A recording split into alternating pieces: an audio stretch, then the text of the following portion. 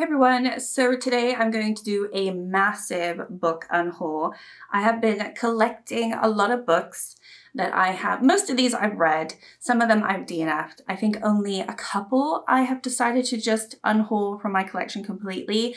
I literally have no space for them anyway, so there's no point me keeping these books. They're mostly 2 to 1 star books. I don't think there's really anything here that I've enjoyed. I'd much rather find a better home for them, and there is like a little bit of a free library not too far from me, so I think I'm just going to pass them all on. Before I do that though, obviously I want to share what I'm getting rid of, and if you haven't watched my channel before and you're stumbling upon me, please like and subscribe. I'm going to try to post a little bit more, but I'll go through a little bit as to why I'm unhauling most of these. But yeah, I'm not pulling them from my shelves. They have not been in my shelves for months, so there's nothing to pull. The first one that I have on the top here is Fathom Folk. This is by Eliza Chan. This is a beautiful, beautiful book. It actually breaks my heart that I'm saying goodbye to this because the illustrations are stunning. I got this from Illumicrate, and it really, yeah, it kind of like somebody who is going to enjoy the story is going to get a beautiful book. But I found this to be really boring, and I found it a little bit too political for my liking. I also didn't really enjoy the world. It's a world where there's a lot of sea creatures and sirens, but then there's also humans. And to be fair, I didn't really care for the story all that much. So I'm not interested in reading the second book. I know there's a second one coming out. This was just like kind of like a slog, and I read it last summer and I just really didn't enjoy it. I think I gave it a 2 stars. So this one I'm definitely not going to miss, other than I just think it's a beautiful copy. This one too, I would love to have loved this book. This is The Honey Witch by Sydney J. Shields. I love honeybees. I love this edition. I thought this was going to be so super cute. I really wanted to keep this in my collection, but this is one that I actually ended up DNFing. I really did not care for the story at all. I read about 100 pages and I was like, this is not for me. I did not find it very interesting. I kind of liked the beginning part, which I think some people didn't like. And then it went into more of a cozy vibe where nothing really happens. I could see where the story was going, and I literally had no interest in it at all. So it just didn't give me any sort of good feeling, where this is supposed to be a cozy fantasy about a girl who is a witch, and she kind of learns more about herself. Her mother doesn't really want her to be a witch, but her grandmother definitely is all for it. And so she kind of leaves home, and then she starts learning more things about the witches in her family and also this rival witch. There's also a little bit of a love story that was starting to develop right when I stopped reading the book. I just didn't enjoy the story. I just thought it was a little dull. So this was such a shame because, again, this is a book that I would love to have kept on my shelves had I actually liked it. This one I think is ugly looking and I really didn't like it at all. This is Mistress of Lies by K.M. Enright. This was kind of about vampires, but not really. They're not called vampires in this, but they basically are. They're blood drinkers or something like that. Blood workers, something like that. There was 2 characters in here. I liked one of them more than the other. We follow a girl, I can't remember her name, but then we follow, her name was Sean, and then we follow Samuel. I kind of liked Samuel and his story progression. I could see that being kind of interesting because he is not a blood worker, but then we kind of find out early on that there's something special about him. I don't find out exactly what is special about him because I just didn't care for this writing style. I didn't really like the Sean character at all. I thought it was a little brass and a little harsh at times, and I couldn't really root for her because she was kind of evil. And I know that there's fun in rooting for evilness sometimes in books, but it just didn't grab me, this one. I really didn't like it. So again, I read like 100 pages and I was like, that's it. All right, then I'm also unhauling this one. This one I did read. This is Alice Feeney and It's Good, Bad Girl. This is the first Alice Feeney book that I have not enjoyed.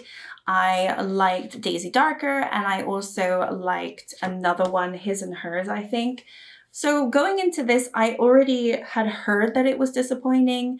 I was hoping I was going to be in the minority and actually enjoy it, but it just wasn't very good.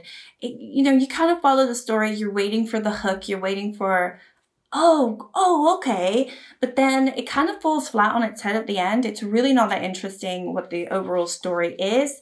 And honestly, a little depressing. It's just not very interesting for me. I really didn't like that it centered around a missing girl. I have a son, and I think anything when it comes to children and books, I get a little weary. I don't know what it is. It's like a little bit of a trigger for me. So whenever there's something where something goes wrong about a child, I'm like, my alert goes up and, I'm like, oh, where are we going? So I was kind of on edge reading this too, like, where are we going? But then that was really only in the beginning because I don't think I read the blurb. In the blurb, it literally says a baby is stolen. So I should have known that. It's not a spoiler. But then when I read it in the book, I didn't enjoy it, but whatever. Then I am unhauling all three of these. These are Lucy scores. So I have read this one, which is the first one, Things We Never Got Over.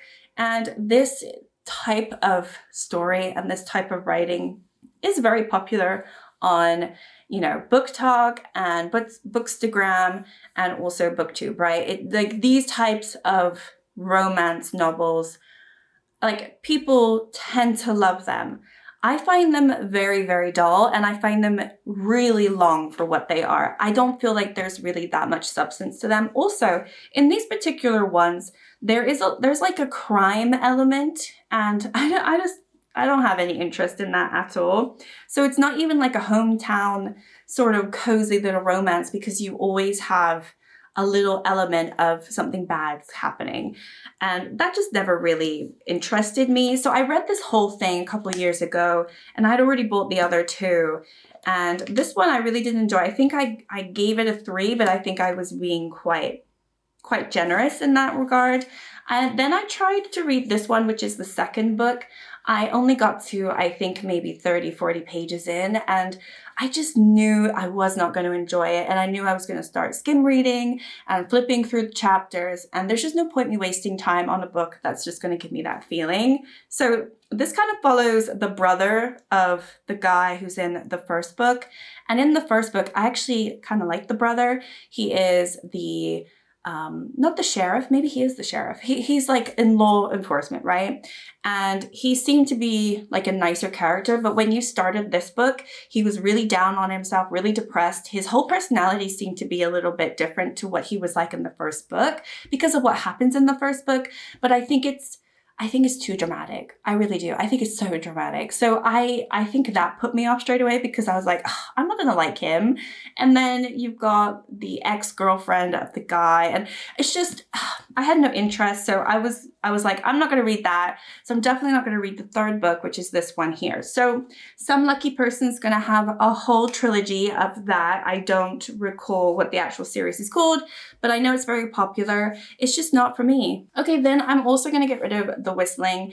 I took forever reading this last year. I finished it towards the end of the year, and I did speak about it in a couple of videos.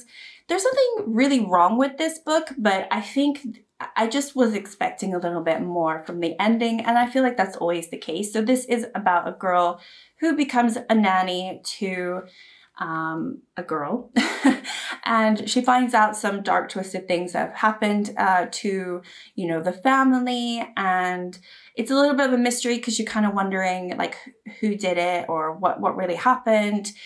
There's a little bit of a ghost element in here too, and I think all of that was fine. I actually really like the atmosphere in this book, but I think ultimately it wasn't a book that I kept wanting to pick up. Like, I think I read this in 2 months because it wasn't boring, but it just wasn't that interesting at the end of the day. And I don't know, I don't really feel like keeping it in my collection. I think I gave it a 3 ultimately, but I'm never going to want to reread it. And I don't really recommend anyone reading it. So if anyone comes and visits and they want to read a book, I just don't think I'm going to recommend that one. So there's no point me keeping it if somebody else can like it. Okay, and then this one. So many people loved this book last year. I don't know why. So this is How to Become the Dark Lord and Die Trying by Django Wexler. This ends on a massive cliffhanger. Like nothing really happens at the end. It's not even a cliffhanger, and like nothing happens at the end. It just stops. And then obviously you have to wait for the second book. I do not appreciate that. I feel like I went through this whole book trying to get to the end, trying to get to some sort of conclusion. I'm fine if it's a duology or a trilogy or whatever it's going to be, but I felt like this was a book of nothing, and there was a lot of references to, you know, pop culture and things, which I saw a lot of criticism for. I can't speak today. I saw a lot of people that didn't like that, but it was okay, but it was a little much because it was literally on every single page.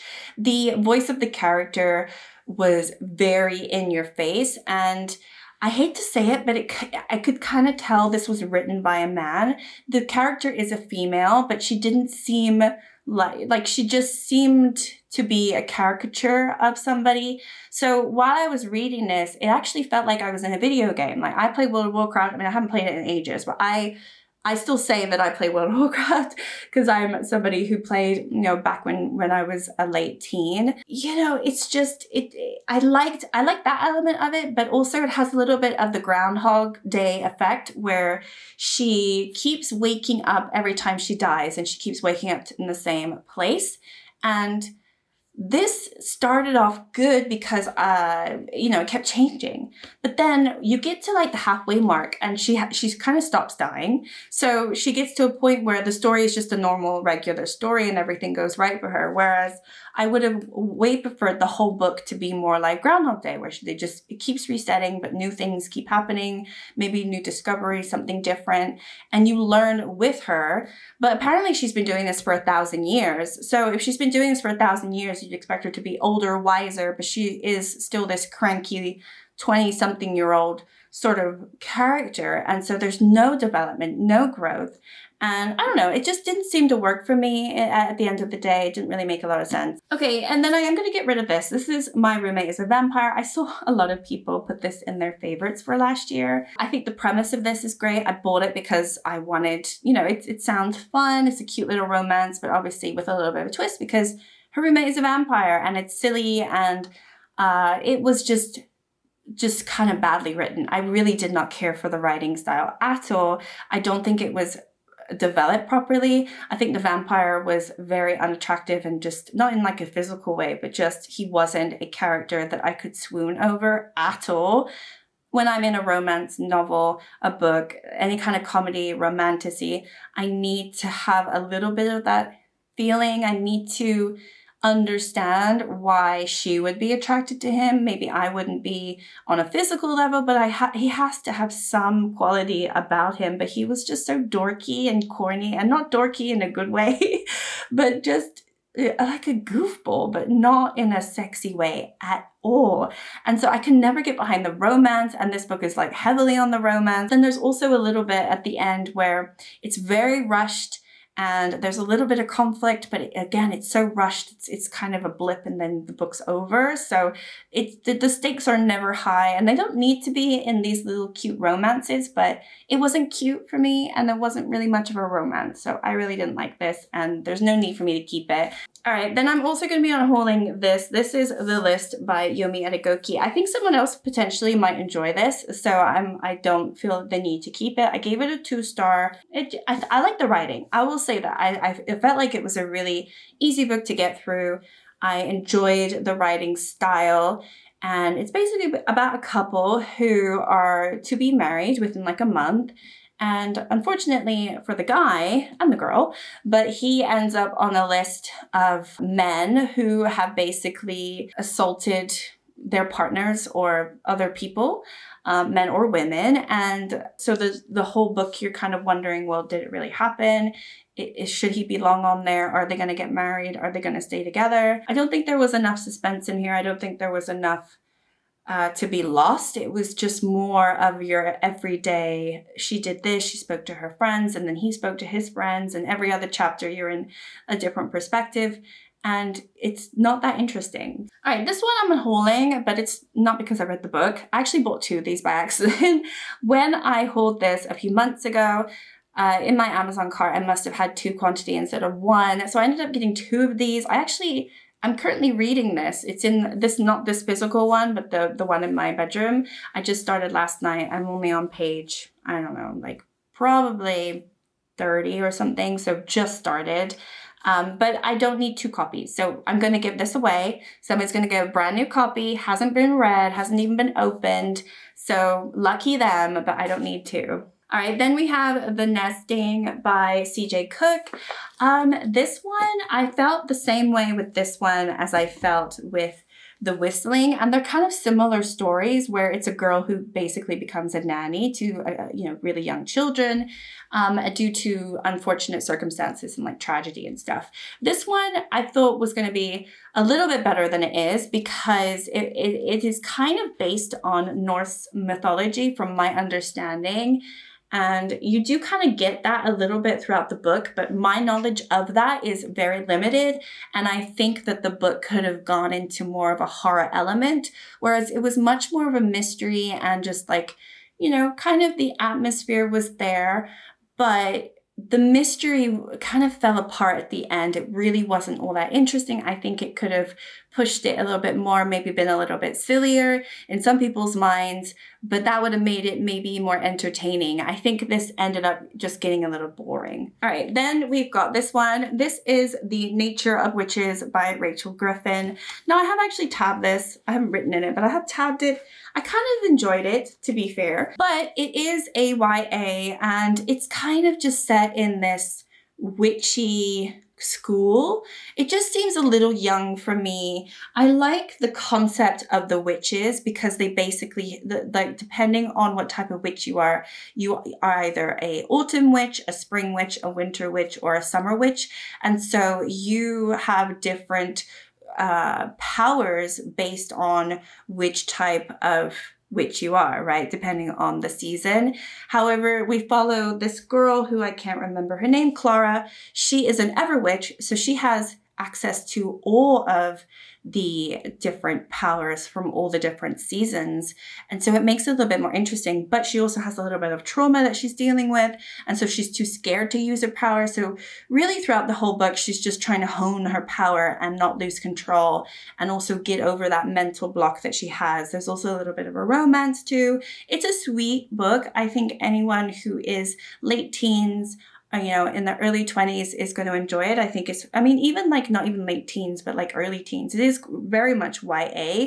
I think they will enjoy it. So I don't think I need to keep this in my collection. It's not a book that I'm going to be reading or recommending. I think I gave it a 3. It was fine. All right, this one, Garden Spells, I'm also going to be letting go. This is by Sarah Addison Allen.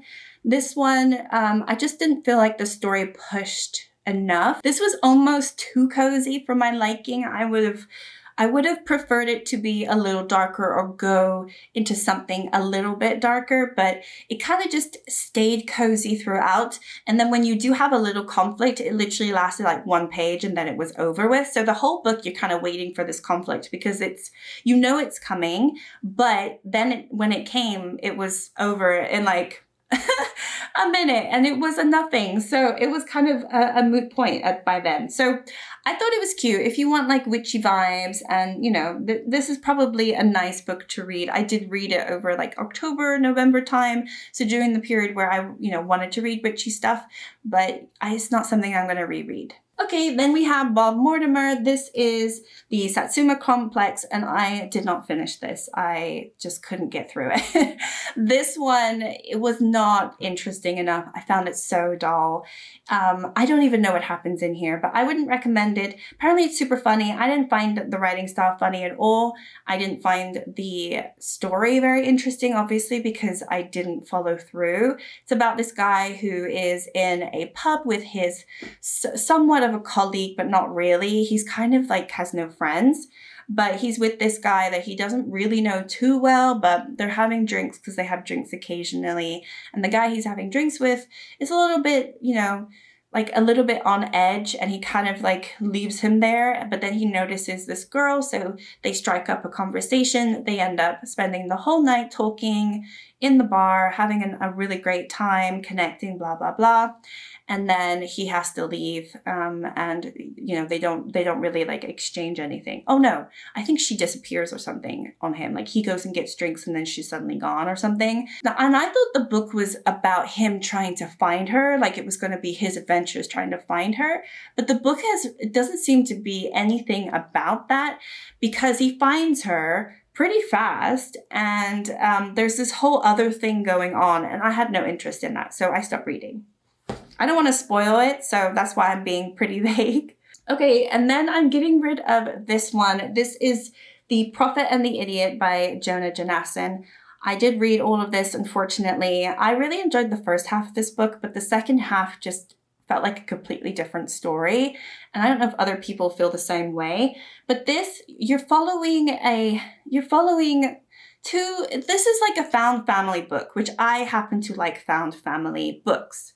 I'm learning, but there is a fine line. I really liked the found family aspect. So you start off with like a couple of people that kind of end up traveling together. One of them is really, really depressed. The other one is pretty stupid, but, you know, very positive. And so there, you know, I think his positivity kind of stops all her negativity. And, you know, they kind of go on this little adventure. She thinks the world is going to end, and he just wants to cook, and he's a very good cook.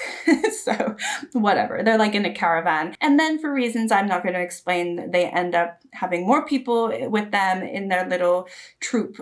This older lady joins them. But what happens is, in the middle of the book, you kind of, like, I thought, because this whole book is about them trying to do a bunch of stuff before the end of the world happens, right? Because they really, like, she thinks that the end of the world is going to be, you know, within the next few months. So let's go on an adventure. Let's do all the stuff we always wanted to do. Let's tell people that we love them, or tell people that we hated, you know, things that they don't want to regret not doing. So that all happens. And then you get to the middle of the book, and it's the date of the end of the world. And then the book goes into a completely different direction. It is so political. It has references of Obama on every other page. It has references of everything that was happening in 2011, because I think this book is based in 2011. Yeah, 2011. And I just did not care for all of the political stuff happening. There is quite a lot of comical stuff happening with his brother, and that's how the politics were tied into the story. But at the end of the day, I didn't care for it. So I didn't really like it. Also, I just felt like the writing was a little stilted. It is translated, so that potentially could be why. I just really didn't enjoy it. And I do have this other book by Jonah Janassin. This is unfortunately a sequel. I got this in a charity shop in England, and I didn't realize this was a sequel. So I haven't even read the first book. This is The Accidental Further Adventures of the 100-Year-Old Man. I think the first book is the 100-Year-Old Man who climbed out of the window and disappeared. Yeah, that's the first book. And I'd much rather read the first book if I'm going to read this, but because I've read this one and I didn't really enjoy the writing too much, I don't think I have any plans to read this at all. I have no interest in it, so I think I'm just going to unhaul it. It only cost me, £1, and somebody else can enjoy it. Okay, moving on, I have this one. This is Evocation by S.T. Gibson. Really, really hated this book. It was just not for me. It's basically about a throuple, which is fine, but I wanted to read about the occult, because this is about the occult and, being possessed, and, all of this stuff is happening, but that is so minor to the actual story itself. The story centers around the relationship between these two guys, and then also one of the guy's wives, and it's just so boring. It just goes through, it's so emotional, and there's not really much of a plot at the end of the day. The plot is forgotten about when you're halfway through the book. So I didn't care for that. I thought the writing style was really bad too. So I know a lot of people like S.T. Gibson. That's the only book that I've read of theirs, but I did not care for that at all. Okay, then we've got this one, Long Live Evil by Sarah Reese Brennan. I really wanted to enjoy this one. This really reminded me of, what is it called? How to be the Dark Lord or Die Trying, because it's not like a Groundhog Day, but you're set in this, it's about a girl who ends up in her favorite book series, and she is her favorite character in the series, which happens to be an evil character. And so it's quite meta, and she's trying to, obviously be as evil as possible because she realizes she's in this book and she's got like nothing to lose, or she feels like she has nothing to lose. She does have a little bit of a quest, but I'm not going to spoil it. However, I just didn't like the writing again. I didn't like the characters. I felt like the world building was very, very confusing because the character herself knows what's going on. But as a reader, I didn't understand this world at all. We're in this fantasy world, but it's not truly explained like how it works. We're in this royal kingdom, but I don't understand who these people are. It kind of tells you, but then at the same time, it's just not enough. It's not enough for me. I'm like, I don't care enough to invest my time in reading this book. I didn't think it was written very well, which is unfortunate because I did read the passage from the author, and she went through, some really hard times in her life, and that's when she wrote this book. So I was like, oh, okay, I'm going to read the book. But unfortunately, it just wasn't for me. So hopefully somebody else likes it, and I'm going to pass it on. Okay, and then this one I just could not go through. This was more of a me thing because this triggered me just a little too much. So this is Goddess of the River by Fashna Patel. And so there is a trigger warning in this book, which I did not read. So it is my fault. It's my fault. I'll put my hands up. It's my fault. I'm just going to move this because I feel like I have books everywhere. But yeah, when I got to that chapter, I was very, very upset. I'm not going to talk about it. There are a couple parts to this book. So I read the first part, and then when I got to part 2, I was like, yeah, I can't keep reading this. So this was a shame because it potentially could have been an interesting story. It's basically a powerful reimagining of the story of Ganga, goddess of the river, and a doomed mortal son. And I don't know anything about it, but I really, really, really did not care for what Ganga had to do. I really did not like that, and I did not like reading about it. So I just put the book down and went on with my life. Okay, this next one I don't feel that strongly about, but I don't feel like I need to keep it. So this is The Forest Grimm by Catherine Purdle, and this was nice. I thought this was fine. I gave it a 3-star. You have all these little fairy tale characters in here. You have like the Hansel and Gretel. You have the wolf. You have Little Red Riding Hood with her red cape.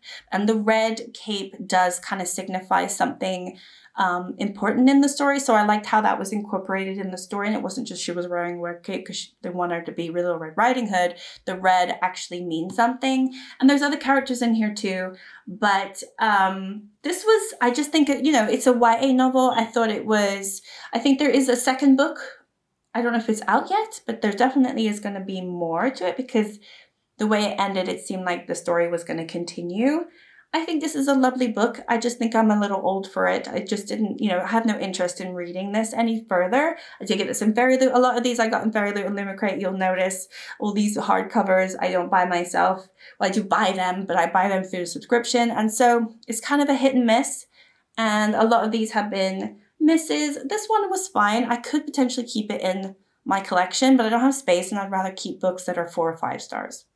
Okay, so I really didn't like this. I feel like I'm the only one that didn't like The Tempest of Tea. This is by Hafsa Faisal, and this is also from Fairy Loot. So when I got this, I was very excited because I'd already heard the hype about this book, and I potentially was going to buy it. And then I got it through Fairy Loot, and I was like, oh, okay, great. And so I read it straight away, and then I really didn't like it. And I thought, oh no, I'm going to be like the only person that doesn't like this book. This is too young for me. This is and also I just don't feel like anything happens.